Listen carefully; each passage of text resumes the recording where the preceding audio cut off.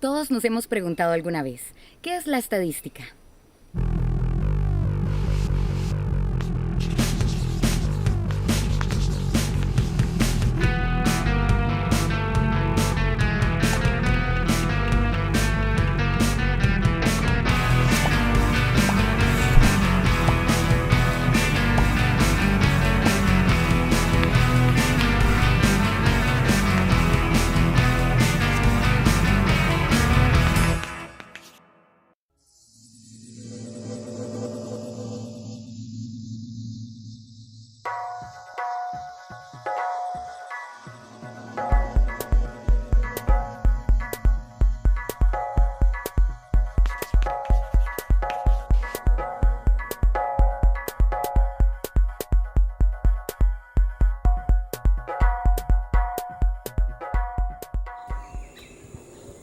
Conocer el origen de la estadística es un poco difícil de determinarlo.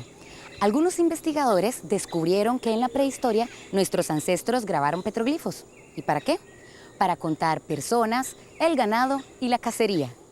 A continuación vamos a realizar un repaso por los momentos históricos más relevantes de esta ciencia y vamos a demostrar cómo antiguas civilizaciones utilizaban la estadística como parte de sus vidas cotidianas.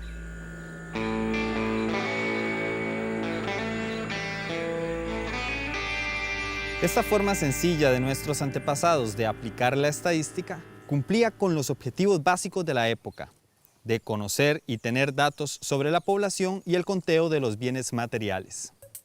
Iniciamos este repaso con los babilonios, quienes usaban pequeñas tablillas de arcilla para recopilar datos sobre la producción agrícola y la mercancía vendida o cambiada mediante el trueque. En Egipto, para la construcción de las pirámides, los faraones levantaron registros sobre toda la población y riqueza. Además, efectuaron censos sobre las tierras. Lo anterior demuestra la organización administrativa de este pueblo. Tal era su dedicación a este tema que tenían a Seshá, diosa de los libros y de las cuentas. Otro caso que evidencia el uso de la estadística desde tiempos ancestrales se muestra en la Biblia. En el libro de Números observamos el censo que hizo Moisés después de la salida de Egipto. En estos libros se menciona cómo Yahvé le pide a Moisés hacer un censo general de los hijos de Israel por familias y por linajes. En la ejecución de las guerras, la estadística también fue importante. Los chinos y griegos calculaban los recursos y los hombres disponibles para sus fines militares. Los romanos, por su parte, fueron los maestros de la organización política. Cada 5 años, los romanos efectuaban un censo de la población. Sus funcionarios públicos tenían la obligación de anotar los nacimientos, las defunciones y los matrimonios. Además, se debía llevar el recuento periódico del ganado y de las riquezas contenidas en las tierras conquistadas.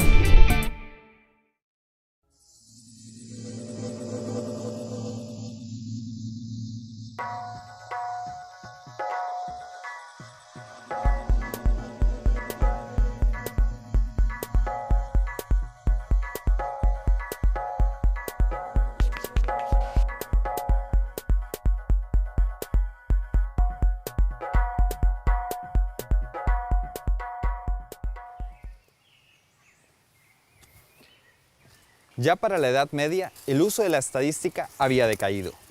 Sin embargo, a causa de las pestes que sufrieron algunas poblaciones, gobernantes y reyes de la época se vieron en la necesidad de hacer un conteo de la población por sexo, sobre nacimientos, matrimonios y fallecidos. Entre los siglos X y XVI aumentó la actividad estadística. Por ejemplo, en Inglaterra, Guillermo el Conquistador realizó el Gran Catastro Domesday Book, que fue el primer compendio estadístico. Años más tarde, también en Inglaterra y gracias al registro de defunciones que existía, se creó el primer documento formal para calcular las tablas de mortalidad. Además, en Alemania, Sebastian Muster efectuó el conteo de los recursos naturales, el comercio y la población para la organización política, el desarrollo de las instituciones sociales y medir el poderío militar.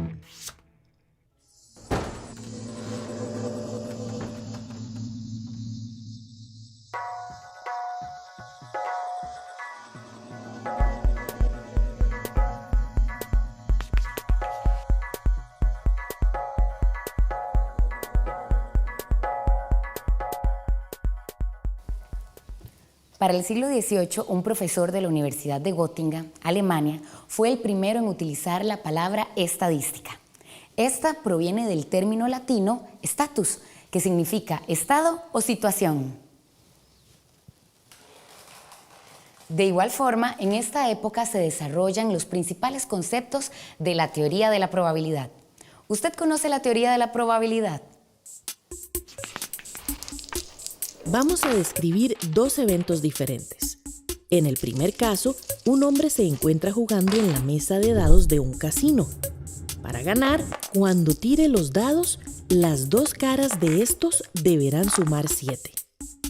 En el segundo caso, tenemos que en Costa Rica en el 2011 se dieron 73.459 nacimientos. Si ustedes tuvieran que responder cuántas de las personas que nacieron en el 2011 morirán o qué número saldrá cuando el hombre tire los dados sobre la mesa, ¿cuál de estas preguntas se animarían a responder con seguridad? Exactamente. La respuesta más certera es que todos vamos a morir en algún momento. La probabilidad de que vayamos a morir es de 1 y de que sobrevivamos por siempre es de 0. Es decir, de los 73.459 nacimientos que se dieron en el 2011, todos morirán en algún momento.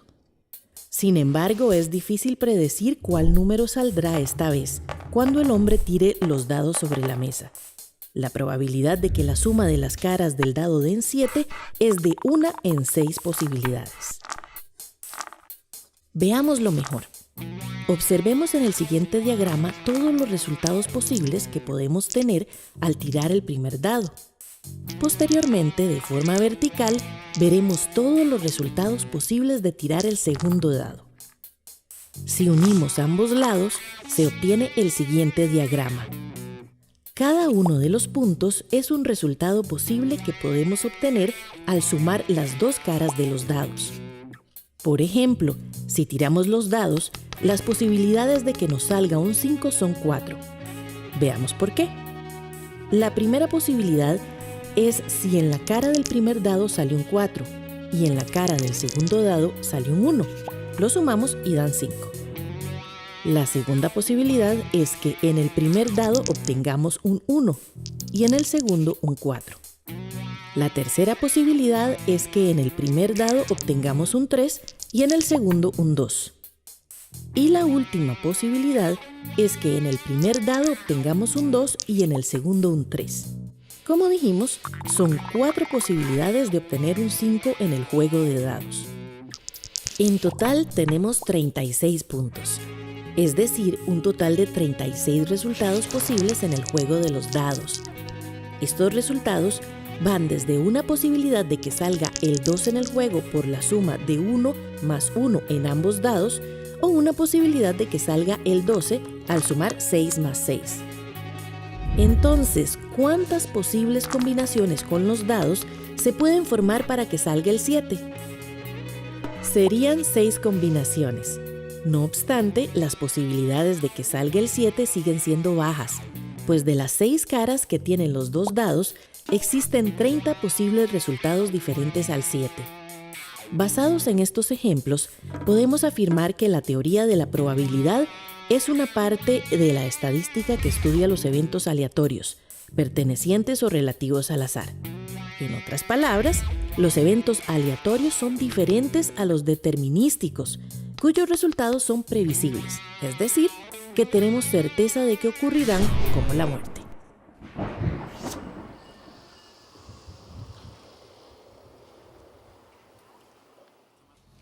La probabilidad matemática tiene su origen en los juegos de azar. Los primeros estudios de los fenómenos aleatorios se concentraba en contabilizar el número de posibles resultados que se obtenía al lanzar un dado varias veces. En el siglo XIX surge el método científico, el cual formaliza las diferentes técnicas estadísticas de recopilación de datos y análisis de la información como hacían las civilizaciones antiguas, tal y como lo hemos visto. Este desarrollo científico ha puesto en evidencia una carrera por establecer límites precisos entre qué es conocimiento científico y qué no lo es. De esta carrera por establecer qué es científico o no, nacen dos grupos de las diferentes áreas del conocimiento. El primer grupo son las ciencias factuales o empíricas y el segundo las ciencias formales. Las ciencias fácticas se ocupan de estudiar las relaciones que tiene el ser humano con su entorno. Este es el caso de las ciencias sociales. Un ejemplo más concreto, la sociología, que es una ciencia social, estudia las relaciones entre los seres humanos para comprender y valorar el comportamiento de la población humana.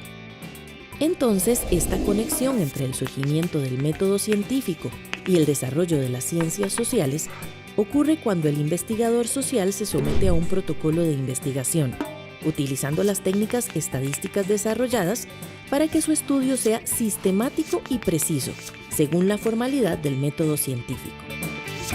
Por otra parte, en el siglo XIX, también surgen conceptos como estadística inductiva y estadística deductiva. Galton y Pearson fueron los primeros en desarrollar estos conceptos, por eso los podemos considerar los padres de la estadística moderna. Veamos cuál es la diferencia entre una y otra.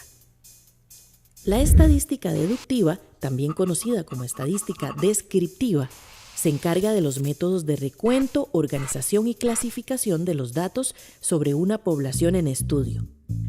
Por ejemplo, queremos conocer el rendimiento de los atletas costarricenses a quienes les gusta participar en las carreras de 10 kilómetros los domingos. Para no hacerles la encuesta a todos los atletas del país, sacamos una muestra representativa de 100 y se les pide que llenen una tabla con sus características: el número de horas a la semana de entrenamiento, la edad, la estatura y el peso, como se muestra en esta tabla. Con estos datos, podemos concluir que la edad promedio de los atletas es de 35,5 años. Tienen una estatura de 1,72 metros, un peso promedio de 69,8 kilos y el número de horas promedio que entrenan es de 5,76 horas por semana.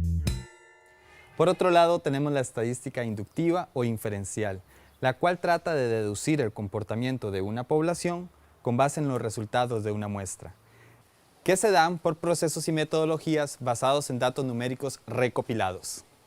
Volvamos al ejemplo anterior. La estadística deductiva o descriptiva nos muestra los datos numéricos recopilados, por ejemplo, sobre alguna población por medio de una muestra representativa. Como mencionamos anteriormente, el caso de los 100 atletas entrevistados.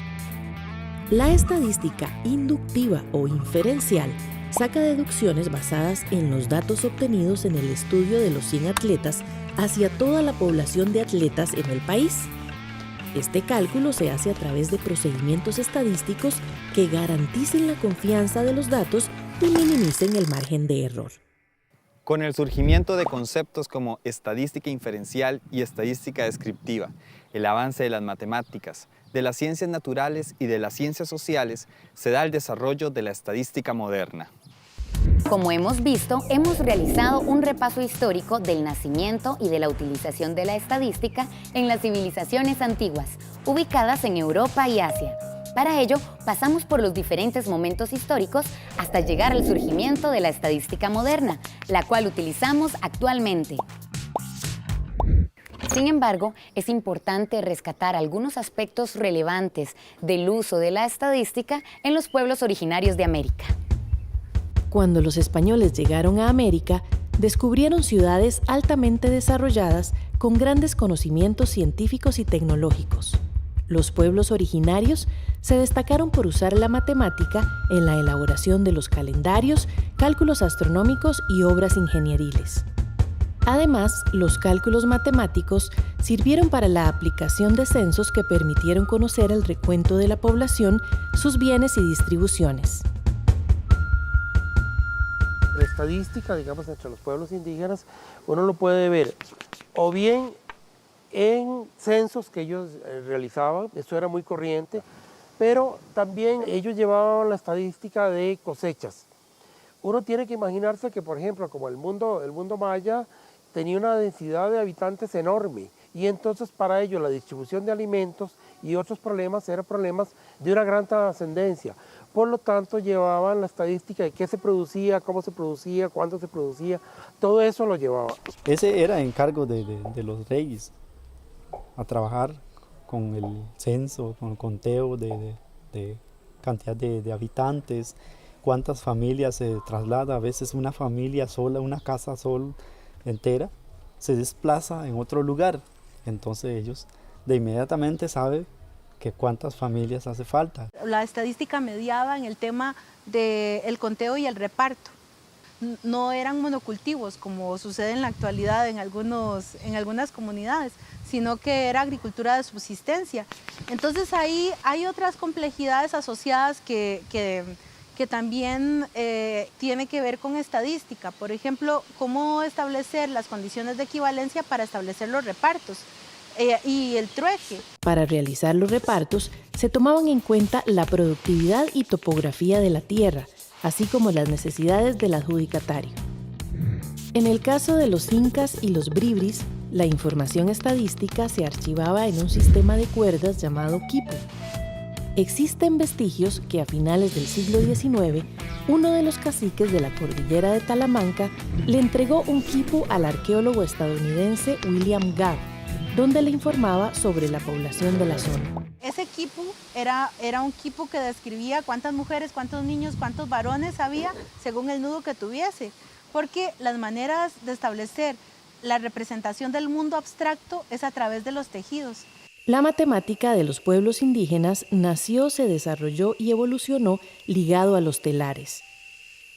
Este enorme esfuerzo por plasmar en las telas complejísimos diseños permitió que se desarrollaran un conjunto de técnicas que dieron origen a los conocimientos matemáticos que luego serían aplicados en la astronomía, censos, cosechas y otros tipos de conocimientos.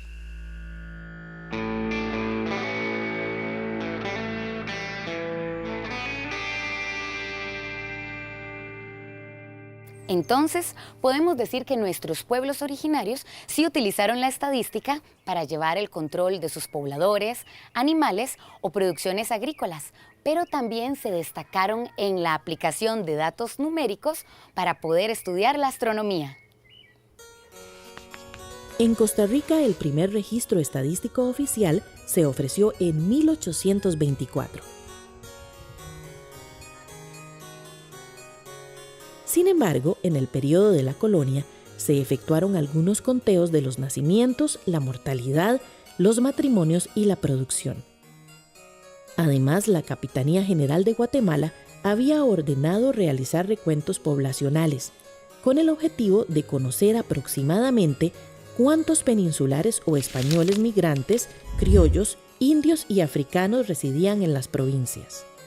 Juana, India Talamanca. En dicho día, mes y año referido, se le hizo el entierro llano a Juana, India Talamanca del servicio del capitán Alonso de Porras, para que conste lo firmé.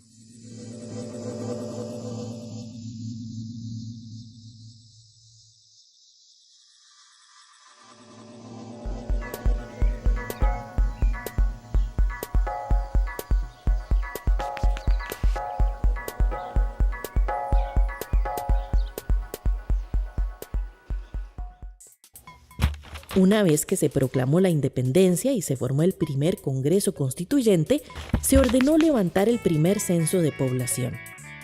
Este censo sirvió de base para la elección de los diputados del Congreso Legislativo. El señor José María Peralta fue el encargado de dar los resultados de dicha investigación. Curiosamente, la Costa Rica de 1824 tenía 30.919 mujeres y 26.228 hombres, para un total de 57.147 habitantes y 10.814 casas.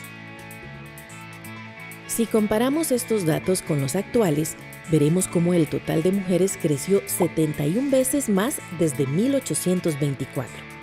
Es decir, pasamos de 30.919 mujeres a 2.195.649, según el último censo del 2011.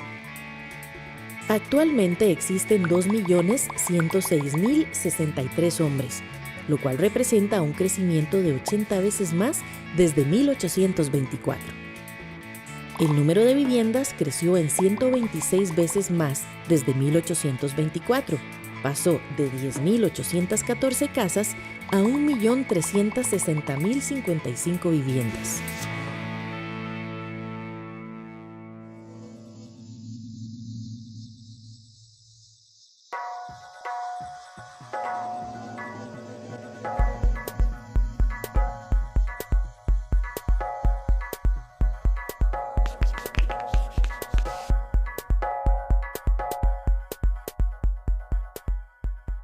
En 1835, bajo el gobierno de Braulio Carrillo, se efectuó el primer conteo de población y vivienda en el centro del país.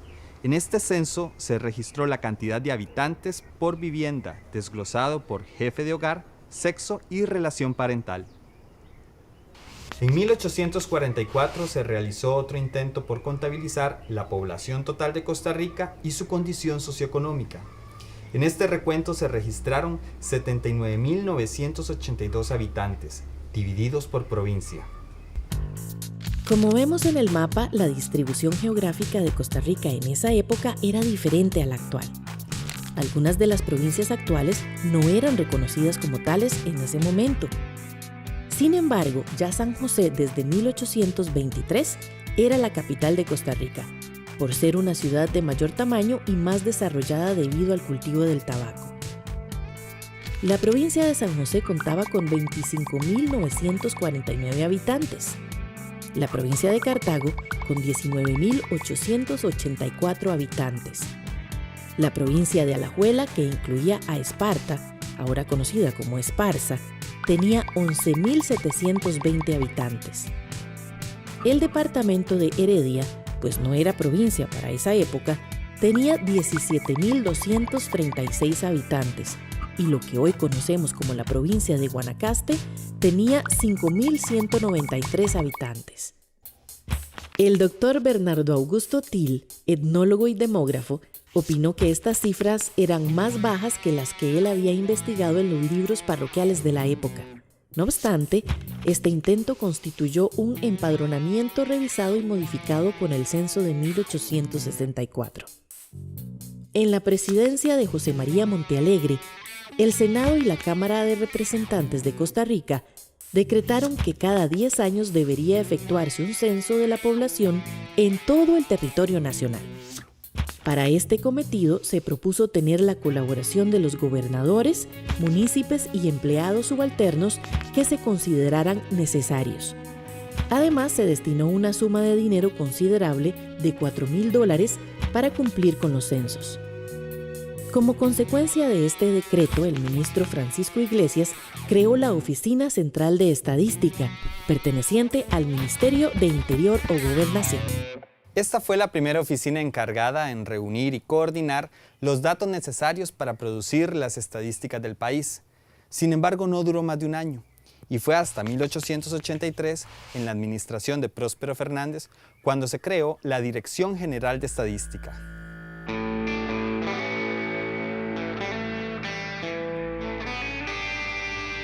Esta generó las bases para que en 1953 se creara la Dirección General de Estadística y Censos, que en 1998 pasa a ser el Instituto Nacional de Estadística y Censos. Con la creación de un instituto, se le otorga a la actividad estadística nacional autonomía administrativa y funcional, la cual asegura confiabilidad y credibilidad en la información generada. En resumen, podemos mencionar que desde las antiguas civilizaciones, la estadística era utilizada para fines sociales, tributarios o militares. En el siglo XVII sucede el nacimiento de la matemática probabilística, la cual permite estudiar diferentes fenómenos que ocurren en forma aleatoria. En el siglo XIX surge el método científico como una manera de formalizar las diferentes técnicas estadísticas. El desarrollo y el crecimiento que han tenido las ciencias sociales en los últimos 30 años no se puede desligar de la estadística, ya que los investigadores han utilizado el método científico para cuantificar los diferentes fenómenos sociales y económicos de las poblaciones. Por ejemplo, en el caso de la demografía, la estadística ha permitido estudiar el crecimiento de la población, desarrollar censos nacionales y analizar las probabilidades de vida. Para finalizar, podemos decir que la estadística es la disciplina científica dedicada a la aplicación de métodos apropiados para recopilar, clasificar, presentar y analizar los datos obtenidos de la observación y la experimentación.